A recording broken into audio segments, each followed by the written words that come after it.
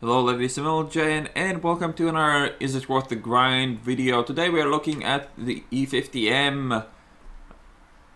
Done this before, but since the tank got changed and since I've done the last one a long time ago, let's do another one.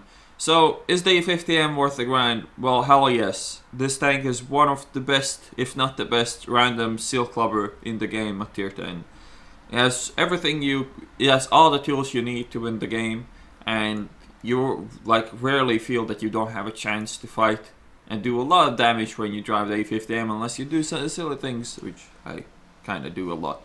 But still, the E-50M is a really powerful medium tank. Let's look into the armor and the soft stats and then get to the game. So the upper plate used to be 120 or 130. I think it was 120 upper and 120 lower. They changed it to 150 upper and 100 lower plate. What that means is that the upper plate is really bouncy. It means that most tier 10 guns will struggle to pen this frontally, especially if you put some angling on it. It's gonna be even tougher, and if you angle the front plate, even the tier 10 tank destroyers can bounce this. Lower plate, from other hand, is a typical German lower plate. It is weak, and most guns that will be shooting it will be penning it. The good news is that the engine is no longer in the front, so this tank does not burn or take engine damage from the front, which is really a nice and welcome change from the previous tanks in the line. Third armor, however, is one of the worst in the tier. The only thing that saves it is that the surface you need to hit is this flat part here, which is not very big, but still, this armor is not tier 10 medium worthy, really, if you look at it. 180. The good news though is, if you're looking right at your enemy, these are ricochet zones, apart from the ears, which makes this pretty decent. I mean, how I usually like to face my enemies when we are engaging each other is to turn my turret a bit and then drive forwards and backwards so my plate is angled, my turret will be harder target to hit, and really driving forwards and backwards in the E-50M is a decent defensive maneuver. Side armor of 80, which makes side scraping possible, but it should not be approached as a huge side scraping tank. It's not gonna... Well, it can perform really well if people don't know how to deal with it. You have spaced armor here, which doesn't make much difference, as you can see. This is not like the Russian spaced armor that gives you some 700 armor, but still some spaced armor here. Cupola, a weak spot, but not really. I mean, as you can see, the armor on the cupola is better than the armor on the turret, so when you're close range, E50 is not hard not to crack. Just shoot the flat parts on the turret or the lower plate, but at range this tank can be a pain in the ass to deal with. As you can see, the gun mantlet also can have some weak points, so the turret is not very good, but the rest of the tank is pretty reasonably well armored. So let's look at the soft stats before we get into the game, because we can't see these anywhere else. So we're comparing this to T62A. T62A is going to be my reference tank from now on. So first of all, power to weight, where the fuck is it? Power to weight of 19.26, which makes this tank, in theory, it should be as fast as almost as fast as the Leopard. But then again, fuck you. Terror resistance almost double the values of the T62A, which makes this tank about the same speed as the T62A, which is quite unfortunate that they did do things this way, but that's just how it is. This tank is not a Leopard. It accelerates reasonably well, it turns reasonably well, but it does not represent this value at all. Aiming circle spread is not that bad. After shot, it's actually better than on the 62A, even though the gun caliber is bigger. But as you expect with a bigger gun, the values are slightly worse, but it's not a big deal. This value is on full speed moving. E-50M is not a really great sniper when it moves on the full speed, and other than that, the soft stats are fine. So let's get into the replay. Here we go, Northwest. This map got changed as well. But let's talk about the E-50M, shall we? Powered by a massive 1200 horsepower engine, the tank weighs 65 tons, which makes it an excellent ramming machine. And as you see, driving uphill, the only thing that can run away from the E-50M is the Lorraine. And props to this 110, not bot at all. Not bot at all. Very strong player. You'll see how the bot works. When it collides with something, it will stop, it will change direction, and then will keep going. You'll see that I actually wanted to check out if he is actually a bot. But as you can see, the E-50M accelerates reasonably well. And look at this. Look at this. Stop, change direction, drive forwards. Not bot at all. Doing very good. Yes. But yeah, as I was saying, a monster engine in a really heavy vehicle makes this the battering ram of tier 10. This tank can ram the shit out of any other medium in the game. It can ram a lot of heavy tanks as well, because 65 tons is nothing to mess with at all. Does that mean that controlled impact is a really good skill on this? Well, controlled impact in general is not a very good skill. I would recommend to have it if you have like 5 skill crew or something, but driver skills are really important, and I wouldn't recommend it takes controlled impact over like smooth ride or not snapshot, but clutch braking. And here's the first victim of the ram. So 750 damage in the ram, and he does around 300 to me and then bounces shot off me. I break my track, and first victim is dead. Top speed of the E-50M is 60 kilometers an hour, but on flat ground it was going to take quite a while for you to reach that speed. But the tank hovers over around 40 to 50. It reaches 50 reasonably quickly, but after that it can take a while to reach 60, and especially if you make some turns or some shit like that, it is going to take you a while to get the speed going.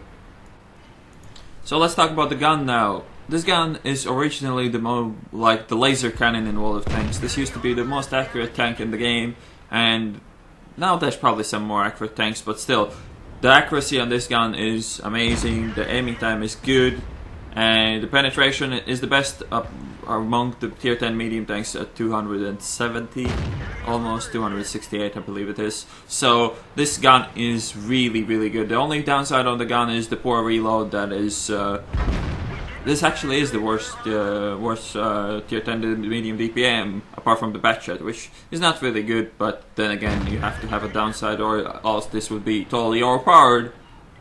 Penetration is actually 270, and the alpha damage obviously 390, aiming time 2.1 seconds, which is not bad, and accuracy 0.3, which is really good. Not playing very well against this T-34. I should have not missed those 2 shots. I should have made sure that every shot pens, and maybe I would not have taken damage there. But nevertheless, they're all dead now, and I can go back and try to defend the base. So the equipment I use on this is rammer, word stab, and coated optics. I used to believe that the word stab is not really necessary. You could take vents over it, but the thing is, the faster you get your shot off, the better the chances that your enemies won't shoot you back. So the aiming time is really important, and I'd rather have the word stab over the vents. But if you feel like the aiming time is good enough and you can afford to have the vents on it, you can easily go for that as well. It's not a bad build at all. Crew skill wise, 6 cents repairs obviously. Camo on this tank is not very good, but you can go for that if you actually have like 5 skill crew again. Smooth ride snapshot, obviously good thing, all the good stuff, clutch braking as well, and controlled impact on this tank is also nice. The E-50M, the German medium line, is reasonably good. You get the Panther, you get the Panther 2. Decent tanks, kind of shows you the snipey gameplay of the medium tanks that you can do. Not really. The tanks up till tier 9 don't really showcase how the E-50M is gonna play. E-50M, only the E-50 plays quite similar to the E-50M, but the Panther 2 and the Panther 1 doesn't have this much armor, and it cannot tank. This E-50M is so flexible. It can do everything. It can snipe, it can support, it can tank as well. The frontal armor is nothing to mess around with, no matter what tank you are and what gun you have. A good aim shot will obviously pen you, but there's not that many people who make good aim shots in this game. It's not bad as a first medium tank line. If you like kind of a long range, like if you went into World of Tanks expecting to snipe and shit, this is not a bad line to choose. It's either this or the German heavy line, but I would say the medium's a bit better, and yeah, just an unlucky shot gets some kind of invisible texture on the dead leopard's corpse. But the I-7 is doomed, and another unlucky shot. It's kind of funny when the gun with this kind of accuracy makes shots like that. But yeah, the bot is on fire now, and this shot shouldn't have been, but whatever. 270 penetration sometimes does miracles. That is 7 dice, so we can go and help the other flank, and we have an ST1 in the way. So here my thought process, obviously it looks like tasty RAM. First of all, ST1 is a really heavy tank, so the RAM is not going to be efficient for me. And the only way I see it for now, I can die to that guy, is if I ram him for too much damage and he one-shots me. So I'm not going to ram him unless I can make sure that I can get the kill. And for now I cannot, but the batshot is unloading into him, so now I definitely can get the ram kill. And if I don't have to, I won't, because as I said, the STI is a very heavy tank. It is a really bad trade for me, so I'm not gonna ram him for no reason. Like, you have to draw the line of where's the tanks you want to ram and when there's the tanks you don't want to ram. Like, if I knew what kind of game we will have in front of us, I probably would have gone full speed and rammed them, but I didn't really look at the map before I decided not to ram him. But there's nothing really left in their team. Killed the T110 E4, and there's 2 more tier 8s left. Before I move down to the end plates, gun depression on this tank, 6 degrees to the front, 8 degrees to the side, which kind of introduces this weird mechanic where you have to over angle and show your side in order to get gun depression, but you should only do that if you're all down. So here we go, 3816 experience, ace tanker,